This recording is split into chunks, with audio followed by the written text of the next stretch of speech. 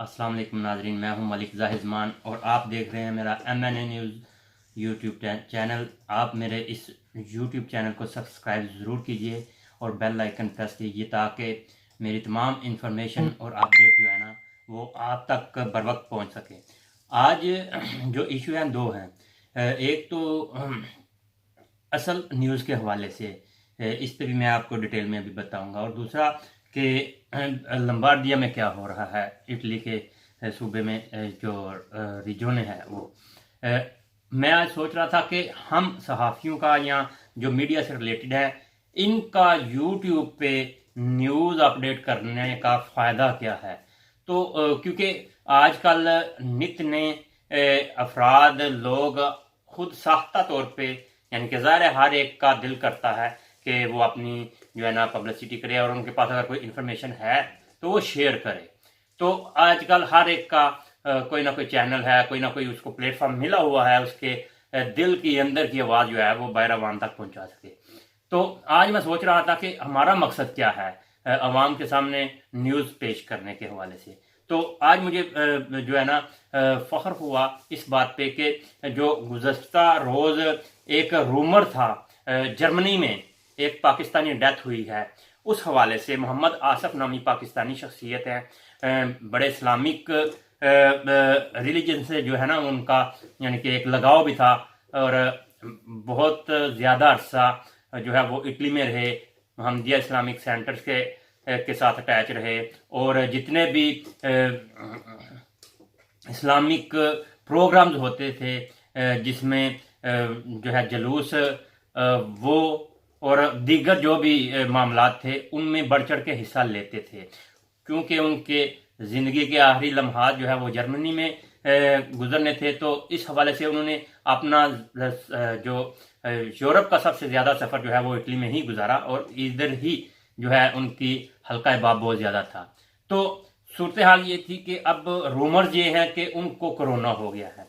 अब कोरोना कैसे हुआ है, क्यों हुआ है, जो शख्सियत यहाँ इटली में रहती हैं वो जानते हैं कि मोहम्मद आसफ नामी हमारे जो पाकिस्तानी शख्सियत है वो गुजरात से उनका तल्लक है और अगर गांव देखा जाए तो कालरा कलां उनका गांव है।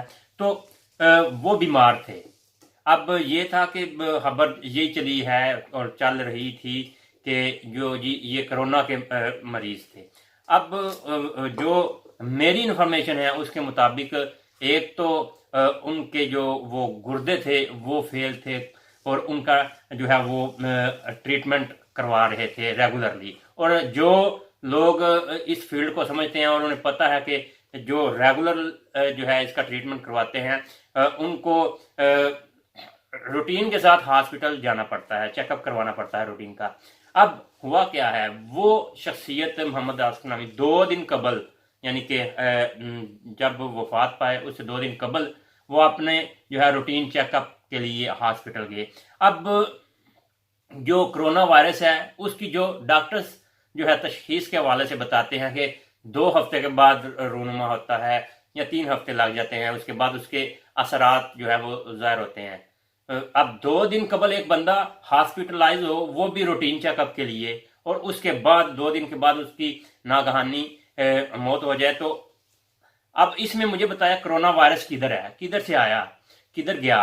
तो एक तो ये रूमर्स था जो कि क्लियर करना मैंने ज़रूरी समझा कि जर्मनी में जो क्योंकि इटली से उनका तल्लक था और इटली में बहुत अरसा गुजारा।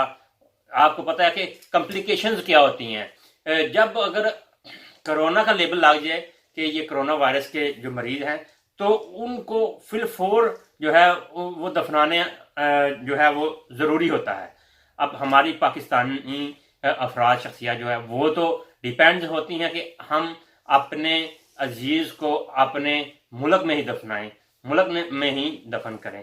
तो एक तो ये रूमर, इसकी वजह से अवाम जो है वो हमारे लोग परेशान हो जाते हैं कि क्योंकि गवर्नमेंट जिस भी मुल्क में है वो फिलफोर जो है वो उसको दफनाएंगे और उसको किसी दूसरे मुल्क ट्रैवल करने की इजाज़त नहीं होगी। ये सबसे बड़ा मसला आता है जिसकी वजह से लवाहकीन भी परेशान हो जाते हैं। ये तो थी एक बात जो मैंने क्लियर करना चाहिए कि वो पहले से ही बीमार थे, वो उन्हें कोरोना वायरस वगैरह नहीं हुआ। और दूसरी बड़ी अहम लंबार्डिया के हवाले से रजोने लंबार्डिया के हवाले से जो शॉप्स जो है वो अब खुल रही हैं रूटीन वाइज, उनका वो मैं बताता चलूं कि कानून क्या सॉरी कानून क्या बना है। कानून ये है कि इन दिनों में जब तक लॉकडाउन खत्म नहीं हो जाता, इन दिनों में रजोने लंबार्डिया का कानून जो आया है वो ये है कि आप अगर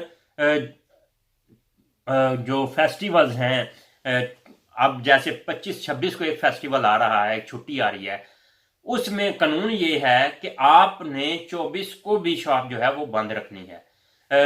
ये मैं फ्रूट सब्जी या जो मार्केट्स दूसरी हैं उनका मैं नहीं कह रहा, जो हम जैसे छोटे जो कारोबारी अफराद हैं जो शॉप्स खोलने के अहल हैं, जिनके पास परमिशन है, उनके लिए भी है ये कि अगर बिलफर्ज 25-26 को एक फेस्टिवल आ रहा है तो आपने 24 को एक दिन पहले भी दुकान बंद रखनी है। और अगर यकम मई को छुट्टी आ रही है तो आपने 30 को भी बंद रखना है। तो ये सूरत हाल है। अगर आप इसको अवेल करेंगे, इसको जो है वो इससे फायदा उठा के इसको बंद रखेंगे तो आपको जुर्माना नहीं होगा, और अगर आपने इसको खोले रखा तो जनाब आपको जुर्माना होके ही रहेगा, क्योंकि जो रजोने लंबार्डिया है कि इस वक्त 3 जो है तबकात में चल रही है सूरत हाल कि गवर्नमेंट ऑफ इटली है, उसके नीचे रीजन्स हैं और उसके नीचे प्रोविंचा है। अब ये जो कानून है ये रजोने लंबार्डिया का है, दूसरे रजोने का मुझे पता नहीं है, क्योंकि वहां पे जहां पे रेड अलर्ट है वहां पे ये है, और लंबार्डिया जो है इस वक्त रेड अलर्ट की जद में है। तो ये बहुत ज़रूरी है, आप जो भी दुकानदार हजरात जो दुकान खोलने की कोशिश कर रहे हैं या खोल रहे हैं या जिनके पास इजाज़तनामा है, वो जनाब ये चीज़ें जो है इसका एहतियात करें, और इसको बिल्कुल जो फेस्टिवल्स हैं उनसे एक दिन पहले भी आपको दुकान बंद रखना पड़ेगी, ये कानून है। और इसके तहत काफ़ी दोस्तों को जुर्माने भी हुए हैं। ये 2 चीज़ें थी जो कि मैंने चाहा कि आप तक पहुंचा दूं, और जो है मैं उम्मीद करता हूं कि आपको ये मेरी इंफॉर्मेशन जो है ये पसंद आएंगी। और प्लीज़ मेरा यूट्यूब जो है चैनल लाइक भी कीजिए, सब्सक्राइब भी कीजिए, कमेंट भी कीजिए और बेल आइकन भी ज़रूर प्रेस कीजिए। अल्लाह हाफिज़।